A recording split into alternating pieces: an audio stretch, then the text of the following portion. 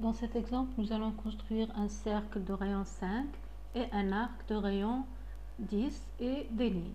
Alors, on va prendre dans la commande cercle, je donne les coordonnées du centre et je donne le rayon 5. Ensuite, on va prendre la commande arc. On doit utiliser le mode orthogonal et l'option centre. C'est entrée, je m'accroche au centre et je donne un rayon de 10, entrée, et je fais un balayage d'un angle de 180. Je prends ensuite la commande ligne, je m'accroche à l'extrémité tout en gardant le mode orthogonal et je donne une dimension de 25. Je prends de l'autre côté, pareil, une ligne, je m'accroche à l'extrémité et je donne n'importe quelle dimension.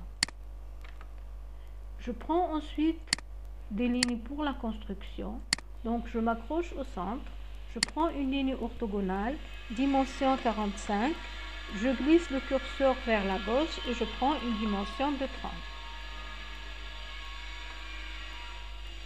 Je vais ensuite prendre le mode réseau. Je vais prendre un réseau polaire. Je vais saisir 3 éléments sur un angle de 180. Je dois pivoter les éléments par rapport au pôle. Donc je vais sélectionner les objets. Donc je prends ces entités, le cercle, l'arc et la ligne. Je saisis aussi cette ligne. Entrée. Je vais ensuite saisir le pôle. Donc je clique par rapport au pôle. Et voilà, et je fais aperçu.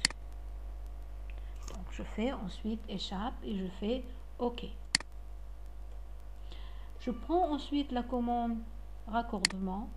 Je saisis la lettre R, entrée, 10, entrée, et je vais sélectionner ce côté et ce côté. Je prends avec entrée du clavier, je reprends toujours le rayon 10. Donc je sélectionne ce côté et ce côté.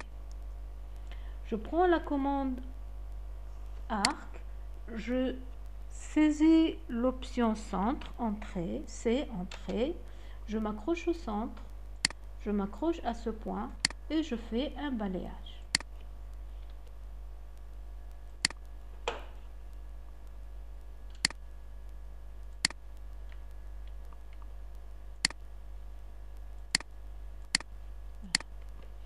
Alors, je vais faire commande prolonger. Je clique avec le bouton droit de la souris et je fais prolonger. Ensuite, je fais ajuster. Je clique avec le bouton droit de la souris, je fais ajuster. Je prends les lignes de construction, je supprime.